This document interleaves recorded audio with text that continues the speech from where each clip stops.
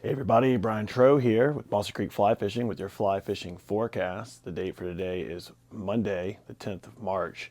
Well, spring is really here. We've had a lot of fake springs over the last few months and had a lot of snow, record cold, a lot of sleet, lots of wind.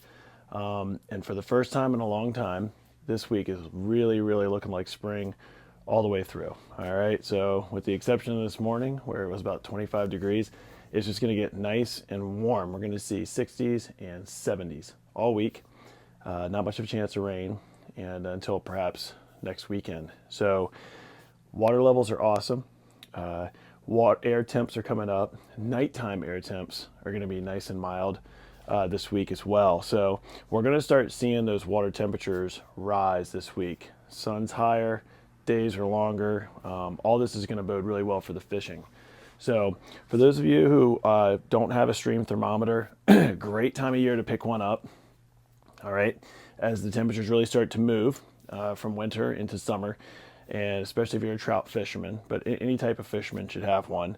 You're really going to want to have that stream thermometer on you, and it's going to help you understand where they are kind of in their metabolism. Are they going to be super active, or are they going to be a bit sluggish? So what we are looking for trout around here is we're looking for water temps between 50 and 65 degrees. That's when you're going to have really good activity. Now we're pretty far from that right at this point, but there's going to be places where if we can get 2 or 3 warm weeks together, these water temps are really going to start moving closer and closer to that 55-degree mark, and that's when you're going to see fish swimming after streamers. They're going to chase bait. You're going to see them jumping, eating on the surface. All the things that we love to see happen in the spring. All right, so let's go back to the bugs a little bit, because I've been talking about those in the lead up to March, because March is kind of the point where bugs really start to show up in decent numbers. Quills, granums, blue duns, these are all flies that you need to be looking for, and looking for them in the afternoon hours primarily.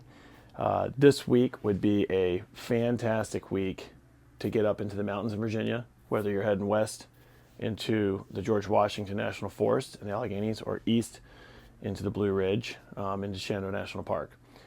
All the water levels are great. Bugs are showing up. Water temperatures are on the move up. It all bodes well for really good brook trout fishing.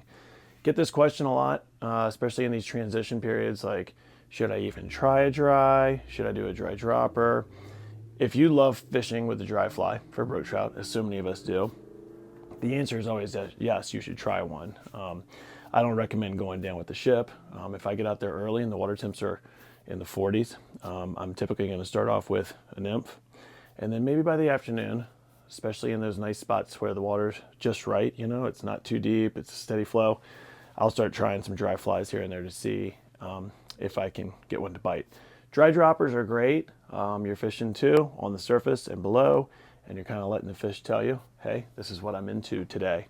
The only downside is it's difficult to adjust your depth, and these brook trout streams typically change depth quite a bit as you work your way upstream. So that's the only downside, is a lot of times when you're fishing a dry dropper, you aren't nymph fishing at the exact depth that you need to be all the time. But that's all right. It's a very effective way to kind of quickly key in and figure out what do they want. All right. So that being said, the nymph fishing, it's going to be very important to have a lot of different nymphs on you. I always look at my nymph boxes and I kind of separate them out for organization due to different water depths. I'll have, a standard nymph, like let's say pheasant tail with no bead, very traditionally tied. That's good for shallow water and spooky fish. Then you've got the pheasant tail with your brass bead, which is going to sink a little bit more. Then you've got your pheasant tail jig, which is tied with tungsten and maybe even lead wraps, which is going to be like a bomb. So really important as we go into the spring, particularly if we start getting big swings in our water levels, to have your nymphs that'll fish at different depths. In addition to that, you got split shot, which is a little bit harder to work with, but it can be really important sometimes to getting down to the right depth. So all your accessories that you're going to need, your floatants, your desiccants, your strike indicators, your tippet rings, all that stuff. We are super, super stocked up here at the store and ready to help you all out.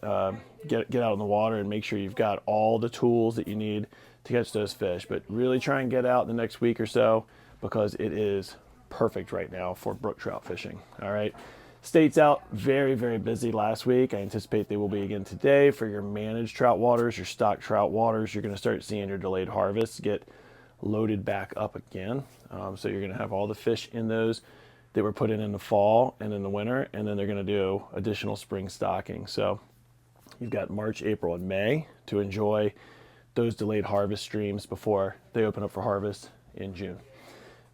So places like Back Creek delayed harvest, North River delayed harvest, Passage Creek delayed harvest, these places are all fishing really, really well, and they're only going to get better as we get a little bit more movement on our water temperatures. Spring creeks are fishing really, really well, a little bit less bug activity than in some of the mountain streams, but they're fishing really well.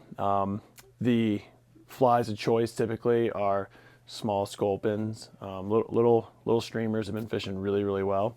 But nymphs have been fishing pretty well. Overcast days, you're still going to have fish coming up and sipping blueing olives. So betas are always around this time of year, particularly on calm, overcast days, which I think we'll have several of this week. The smallmouth bass and the largemouth bass and the musky, all of our warm water fish, they're going to be liking this water temperature too. They're going to start getting into their seasonal routine. So all those winter lies where the fish, those big bass have been sitting in those slow, deep stretches of the river down in one corner. Each day as it warms up, they're going to start to venture a little further out to forage because they're all stacked in together like cordwood. It's been a long winter of sitting tight with each other, conserving energy, not eating a whole lot, even almost a month for some of them under ice. And so now they're going to slowly be moving in those warmer hours a little further out amongst those pools. And then the next step is they're going to start moving towards spawning staging areas, particularly the males. All right. But you're going to need the water temps to get up a bit more before you really start seeing them get into those positions. We'll talk about that more as we get later in March and into April. As far as the muskie go, they spawn in April and we really don't fish for them. So you've got 2 to 3 weeks, hopefully good flow, good water color, good water temperatures. Right now is pre-spawn for the muskie. It can be a really good time to catch those big fish. So get out there, put in the work. Water levels are ideal right now. And those fish are going to be hungry.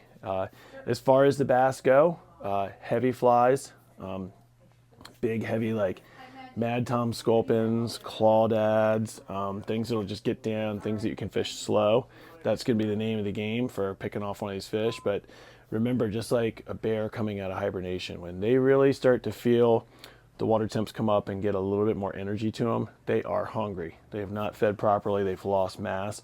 And so they're going to be, and they haven't been pressured or fished very hard. So they're going to feed a little more indiscriminately than they will come mid to late summer. When they've been beat up quite a bit and they get a little bit pickier by then. So anyway, so many things to look forward to on the water. Basically everything's looking up. Water levels, water temperatures, all perfect. Air temperature, perfect. 70 degrees is going to feel like a nice day on the beach after this winter that we've had. So we hope you all are excited. We hope you all are making plans to get out there and hunt. Thanks to everybody who came for F3T this past week. Awesome time. Great to see a lot of old friends and new ones as well. And then the date to keep in mind is Saturday, April 5th. That's going to be our big open house. For those of you who have been to it before, you know what you're going to get there. You're going to get fed really, really well. There's going to be amazing barbecue. There's going to be beers. There's going to be sales reps. There's going to be presentations, and there's going to be sales. A lot of folks who live outside of the area will use that day. Drive in from Northern Virginia, drive in from Richmond, stop by the shop, get fed, hang out with fishy people, learn a couple things, and then head out to the brook trout streams for an afternoon of fishing. So it makes for a great Saturday. So we hope to see you all there, Saturday, the 5th of April. All right, get out there, get off the internet now, go fishing. I'll see you all next week.